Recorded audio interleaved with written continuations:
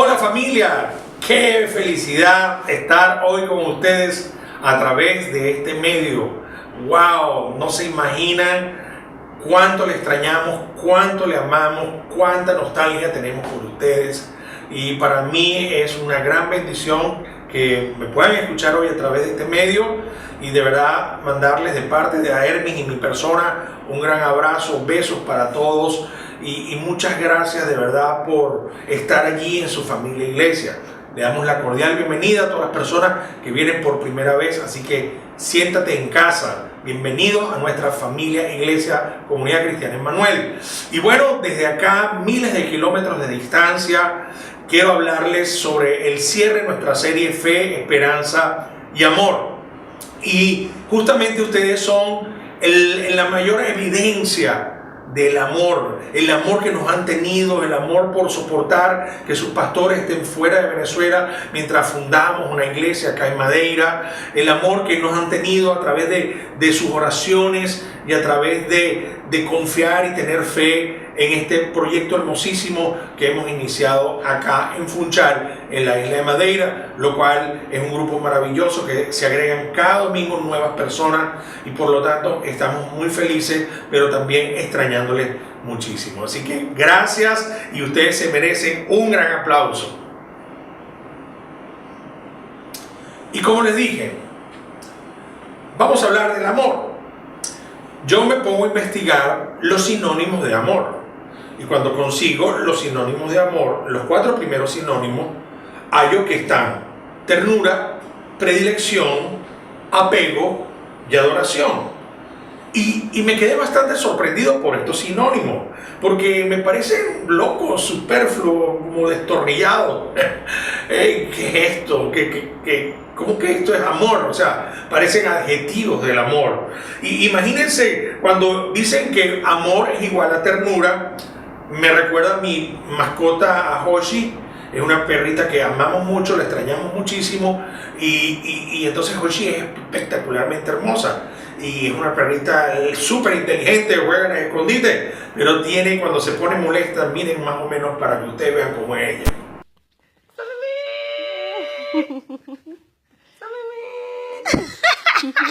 U otro sinónimo de amor es predilección. Imagínense, amor es igual a predilección. Imagínense, mi predilección es mi suegra. Yo amo a mi suegra. O amor igual a apego. Wow, miren cómo yo estoy apegado a este artefacto maravilloso.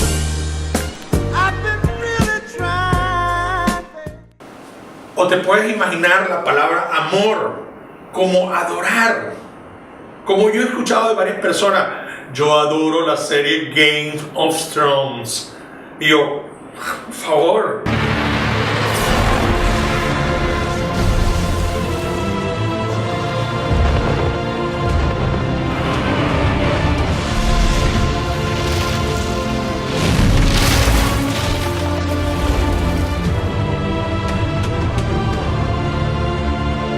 Bueno, que ese capítulo estuvo brutal.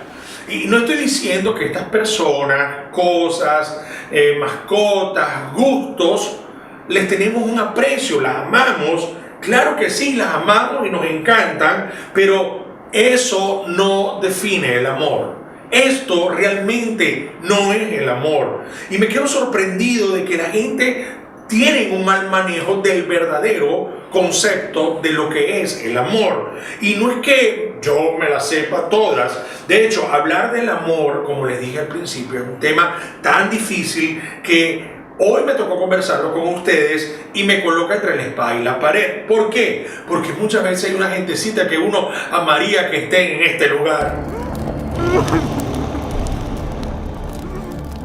Pero esa es mi carnalidad, esa es mi parte humana, mi lado oscuro. ¿Cómo puedo amar y desearle mal a la gente? Parece contradictorio, pero mucha gente dice, desearía que estas personas estén allí. Y si nos vamos a los evangelios, conseguimos en las biografías de Jesús al mayor ejemplo de amor que es Jesús para la humanidad, pero vemos en la vida de Jesús cómo tuvo mucho amor por los leprosos, sanó a mucha gente, resucitó a 3 muertos, donde su familia estaban abatidos por el sufrimiento, dio de comer a multitudes, y Jesús, con su gran amor, veía y tomaba en consideración al hambriento, veía a las personas como ovejas desparramadas, tristes, agobiadas, deprimidas, desanimadas, angustiadas, cargadas de problemas, sintiéndose asfixiadas ante su situación de vida. Y quizás hoy viniste a CCE y te sientes así. Déjame decirte que nuestro Señor Jesús sabe de ti, Él te ama y Él quiere hacer cambios importantes en tu vida. Y eso es lo que nosotros aquí en la iglesia hemos aprendido, y a través de conocer a Jesús en su palabra. Que Jesús es y ha sido muy bueno con la gente desvalida, con la gente que se siente inútil, con la gente que se siente enferma, desechada y llena de miles de problemas. Pero cuando hablamos del amor, ¿qué tal cuando decimos que hablamos de amar a aquella persona que nos ha hecho tanto daño? ¿Cómo yo puedo amar a una persona que me ha hecho tanto agravio en mi vida? ¿Cómo puedo amarla? ¿Cómo puedo mirarla? ¿Qué hacer? ¿Cómo reaccionar ante un vil y desalmado depredador, un corrupto, asesino, violador y estafador? ¿Qué hizo Jesús con esta gente de tanta calaña? Por lo menos que lo deporten al planeta Marte. Pero quiero hacerte esta pregunta. ¿Cómo podemos amar al que ha sido tan injusto con nosotros? ¿Cómo podemos dar amor al que tanto odiamos? ¿Puedes imaginarte esta escena? Jesús ante Poncio Pilato, y la gente que estaba allí le decían: crucifícale, crucifícale. ¿Te puedes imaginar esa escena donde Jesús quizás había personas que le dio de comer, que Él sanó, que Él libertó de posesiones demoníacas, y estaban allí diciéndole a Poncio Pilato que lo crucificaran? Si yo tuviera en el pellejo de Jesús, yo pensaría: estos malagradecidos, tanto que hice por ellos y mira ahora cómo me pagan. Y no solamente eso, sino que el pueblo prefirió crucificar a un justo para soltar a una persona que era injusta, para liberar a Barrabás, que era un pandillero asesino, un Mara Salvatrucha de Palestina. ¿No te da ganas de vomitar y ver esto, de estas injusticias? ¿Cómo aguantar a esta gente tan agobiante? ¿Cuánta gente agobiante tú conoces que pareciera que te chupa la fuerza, te quita la energía, porque constantemente son críticos, señaladores? ¿Qué tal esa tía que cada vez que tú la ves te dice que estás muy gorda? O cada vez que ella te ve te dice que nunca tu ropa combina. O quizás alguien que viene a tu vida, alguien conocido y permanentemente es alguien crítico, constantemente está midiéndote, tienes un acoso porque siempre esa persona te está celando, o esa persona siempre te boicotea con malas actitudes, o es impuntual, o es una persona irresponsable que siempre te hace pasar pena. ¿Conoces gente así? Seguro que sí. ¿Y qué tal la situación que nos rodea hoy en el país? Bueno, sin muchos comentarios. Pero déjame decirte, ¿sabías que en la época de Jesús, uno de los personajes más detestables eran los cobradores de impuestos? ¿Por qué? Porque eran considerados traidores de su patria. Un judío recaudador de impuestos trabajaba para el enemigo, trabajaba para el Imperio Romano, que habían tomado posesión de Palestina, donde vivía Jesús en esa época. Y Roma tenía que recibir el 15% de los impuestos. Y el recaudador de impuestos, que le daba los impuestos a los romanos, aparte cobraba una comisión del 10 y el 15% adicional que iba a su bolsillo. Y por eso los recaudadores de impuestos judíos eran tan despreciables para su propio pueblo. Eran llamados como corruptos y ladrones. ¿Por qué? Porque en la época de Jesús se cobraba impuestos para entrar a un mercado muy importante, para abordar un barco, para entrar a Jerusalén o entrar a otras ciudades importantes, etcétera, etcétera. Y por lo tanto cobraban grandes sumas de impuestos a la gente y era una carga muy pesada y eran personas despreciables entre su propia gente. Y en una oportunidad nos cuenta la historia en el Evangelio de Lucas capítulo 19 y dice: Jesús entró en Jericó y comenzó a pasar por la ciudad. Había allí un hombre llamado Zaqueo. Era jefe de los cobradores de impuestos de la región y se había hecho muy rico. Zaqueo trató de mirar a Jesús, pero era de poca estatura y no podía ver por encima de la multitud. Así que se adelantó corriendo y se subió a una higuera sicómoro que estaba junto al camino, porque Jesús iba a pasar por allí. Zaqueo había oído de Jesús, había escuchado de sus milagros, había escuchado de sus enseñanzas, había oído de que él sanaba a los enfermos, le habían relatado las historias quizás que Jesús le contaba a la gente, y Zaqueo estaba lleno de curiosidad. Y me llama y me da gracia pensar de este modo en la vida de Zaqueo. Un tipo malo curioso. Un tipo malo curioso. Y sigue diciendo el versículo 5. Cuando Jesús pasó, miró a Zaqueo y lo llamó por su nombre. Zaqueo, le dijo, baja enseguida, debo hospedarme hoy en tu casa. Wow, ¿saben algo que le encanta a las personas? Que cuando tú las conoces por primera vez, nunca te olvides de su nombre. Que tú le llames por su nombre, porque le estás demostrando a esa persona que le interesa, que es importante para ti, y la respetas llamándola por su nombre. Y esta escena entre Jesús y Zaqueo es como: Jesús, vine a verte, pero tú me vistes a mí primero. Y dice el versículo 6: Zaqueo bajó rápidamente y lleno de entusiasmo y alegría llevó a Jesús a su casa. Lo mismo hizo Jesús con otro recaudador de impuestos llamado Mateo. Y vamos a ver ahora la historia de otro recaudador, de estas personas que no eran para nada agraciadas en la época del Señor. Y dice Mateo 9:9: Jesús ya se iba cuando vio a un hombre llamado Mateo sentado en el lugar donde se pagaban los impuestos. Jesús le dijo: sígueme. Entonces Mateo se levantó y lo siguió. Y dice el siguiente versículo: Jesús estaba comiendo en la casa de Mateo y allí llegaron muchos cobradores de impuestos y pecadores, y todos comieron con Jesús y sus seguidores. Y tanto como Mateo y Zaqueo, la gente se enojó con Jesús. ¡Ey, te volviste loco! ¿Qué haces tú sentado con estos tracaleros, sinvergüenzas, corruptos? ¿Qué te pasó, Jesús? Y miren lo que ocurrió en la casa de Mateo. Así que síganme. En la casa de Mateo dice el versículo 11: Cuando los fariseos vieron esto, empezaron a preguntar a los seguidores de Jesús: ¿cómo es que su maestro está comiendo con los cobradores de impuestos y pecadores? Los fariseos religiosos estaban mucho más interesados en señalar, escúchame bien, las faltas de otras personas que ayudarles a conquistar sus faltas. Ellos eran una religión de señalamiento. Así que esto es lo que estaba pasando en casa de Mateo. Estaban juzgando a Jesús: ¿qué hacías tú allí? Lo mismo le pasó en casa de Zaqueo. Dice en Lucas 19:7.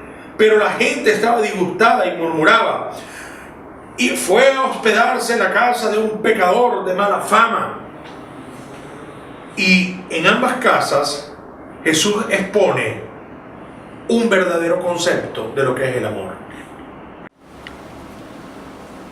Nuevamente volvemos a la casa de Mateo. Dice el versículo 12: Jesús los oyó y les dijo: los sanos no necesitan médico, los enfermos sí. Así que vayan y averigüen lo que significan estas palabras. Yo no quiero sacrificios, sino que ustedes tengan compasión. Pues yo no he venido a invitar a los buenos a que me sigan, sino a los pecadores. ¡Wow! Me encanta esta parte. ¿Sabes? Que Jesús les está diciendo: yo he venido a buscar gente que quieren ser mejores de lo que hasta ahora han podido ser. Que hay cosas en sus vidas que han querido dejar y no han podido. Yo he venido a buscar a personas que saben que cometen muchos errores y han cometido muchos errores y vienen arrastrando este gran dolor. Esas fueron las personas que Jesús los llamó enfermos. Jesús dijo que Él estaba donde la gente más lo necesitaba.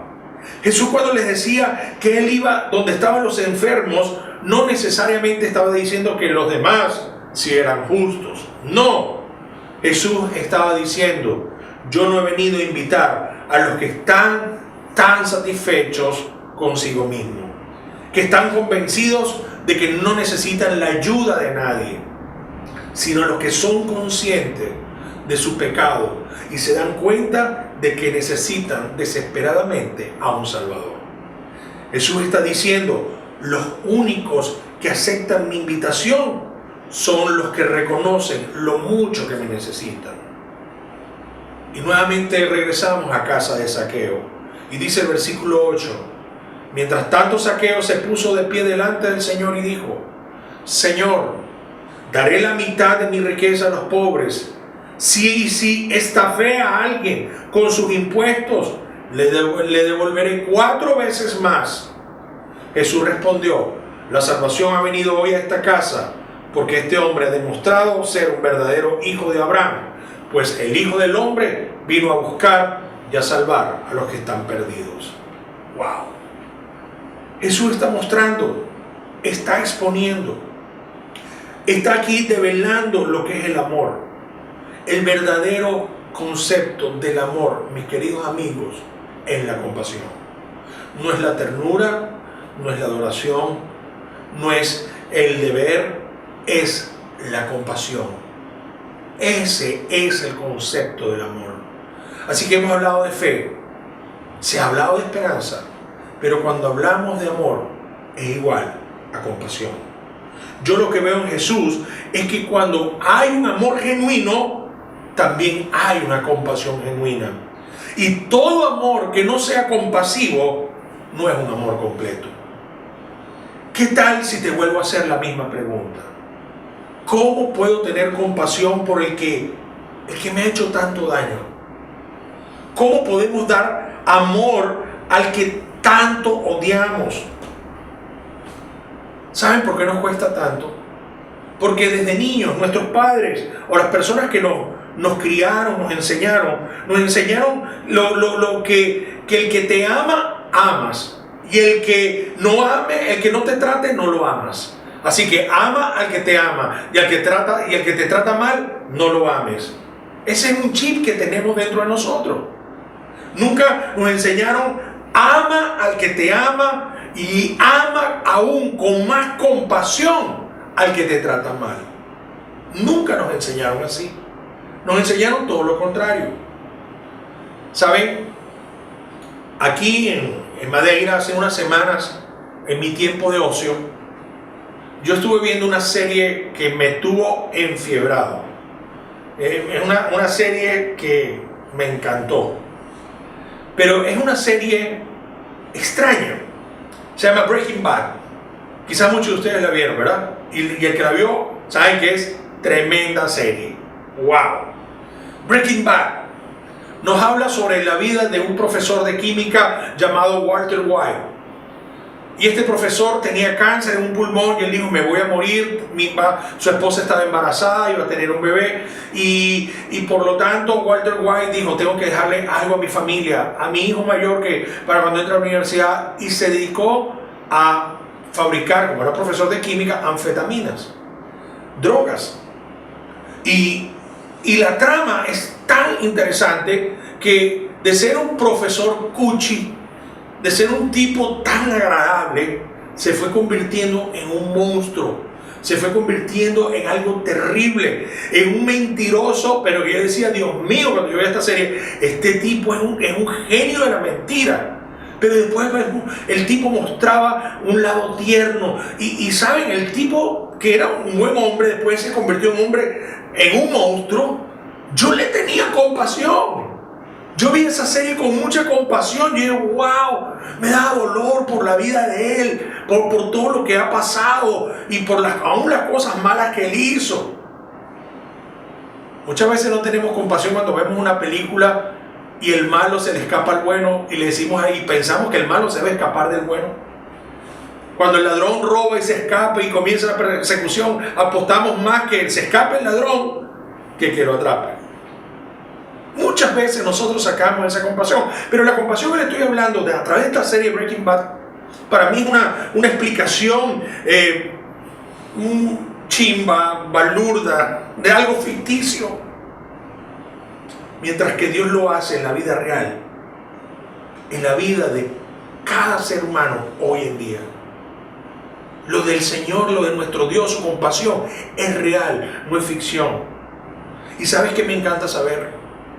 Que el hombre puede expulsar la compasión de su corazón, pero Dios nunca lo hará. El hombre puede expulsar la compasión. Yo no deseo tenerle compasión a esa persona. En cambio, Dios nunca renunciará a tener compasión por las personas. ¿Sabes qué me enseña Jesús en la vida de Mateo? Que Jesús llamaba a una persona no solo por lo que era, sino por lo que podría llegar a ser. Y ahí comienza la compasión. Verla con los ojos de lo que esa persona podría llegar a ser. Así como tiene un potencial para lo malo, también tener compasión y pensar que puede tener un potencial para lo bueno. Debemos fijarnos en lo que perdió Mateo y lo que encontró. Sí, Mateo perdió un trabajo estable, una economía, aunque era bastante terrible, o sea, ganaba mucho dinero, pero lo que estaba haciendo estaba mal, y sustituyó su puesto de trabajo, su puesto de los impuestos, y solo se quedó con una cosa, con su pluma. Eso es lo único que se llevó Mateo, porque vio la compasión de Jesús sobre su vida, y su pluma lo llevó a escribir el manual de las enseñanzas de Jesús, que figura entre los libros más importantes que se han escrito en el mundo. ¿Y sabes qué aprendo de Mateo? Que nadie que se encuentra con Jesús queda indiferente. Que la compasión de Jesús hacia Zaqueo le hizo ser también compasivo con otros. Jesús fue compasivo con este hombre, con Zaqueo. Y después Zaqueo, al notar la compasión de Dios hacia su vida, comenzó a sentir compasión por aquellas personas que también le hizo daño a otros. Zaqueo sentía que tenía la gran oportunidad de reconciliarse con Dios, consigo mismo y con las personas a las cuales él le había causado daño. Devolverle 4 veces más lo que le había quitado a otros. Jesús estaba en su casa tratándole con cariño, con respeto y compasión. A pesar de que había sido un gran pecador, Jesús le estaba mostrando la oportunidad de comenzar de nuevo. A eso es lo que Jesús le llama la salvación. La salvación significa comenzar de nuevo. A este hombre estaba perdido porque estaba lejos de Dios, lejos de ser una persona correcta y lejos de estar en paz con otras personas. Y sabes algo que me encanta, que Jesús no excluye a nadie. Y yo, si te pregunto, y quizás te haces tú la pregunta, ¿y yo? ¿Cómo me encuentro hoy en mi vida con respecto a la compasión? ¿Será que debemos pedirle a Dios que por favor nos ayude a trabajar en nuestra compasión? Y quizás me preguntas, y tienes razón de preguntármelo, ¿y qué de los malos? Ay, sí, voy a tener compasión. ¿Se saldrán con la suya? Ciertamente hay una ley, que es la ley de la siembra y la cosecha. Dice Proverbios 22:8, el que siembra dificultades cosechará desgracias, terminará destruido por el mal que le causó a los demás. Lo podemos ver en el ladrón que estaba al lado de Jesús. Se arrepintió y Jesús le dijo, de cierto te digo que hoy mismo estarás conmigo en el paraíso, pero tuvo que padecer la cruz. Esa era la consecuencia. Pero vuelvo y te repito, no depende de nosotros juzgar a nadie, sino aplicar compasión. Eso sí depende de nosotros. Lo que sí depende de nosotros es pedirle al Señor amor compasivo para reconstruir el mal que nos hicieron. La Madre Teresa de Calcuta dijo, Dios ama todavía al mundo y nos envía a ti y a mí para que seamos su amor y su compasión. Y esto es lo que Dios desea que tú y yo sepamos hoy. Esto es lo que yo quiero que tú y yo sepamos en esta mañana. El apóstol Pablo escribe a los Efesios y le dice: más bien sean bondadosos y compasivos unos con otros y perdónense mutuamente, así como Dios los perdonó a ustedes en Cristo. ¿Sabes que Dios sabe quiénes te han hecho sufrir? ¿Sabes que Dios sabe, está enterado, quienes hoy te están produciendo mucha agonía y sufrimiento? Pero también Dios sabe que tú y yo hemos hecho también sufrir a otros. Quizás a tu cónyuge, quizás a tus hijos, quizás a tu papá o a tu mamá, quizás a tu suegra o tus suegros a ti, o un vecino. Dios también sabe a quienes tú también estás agraviando. Tenemos que reconocer que también tú y yo fallamos mucho. Y cuando se habla de ser compasivo, es igual a pensar: ¿acaso esa persona no puede cambiar también? ¿Acaso esa persona no puede acercarse a Dios?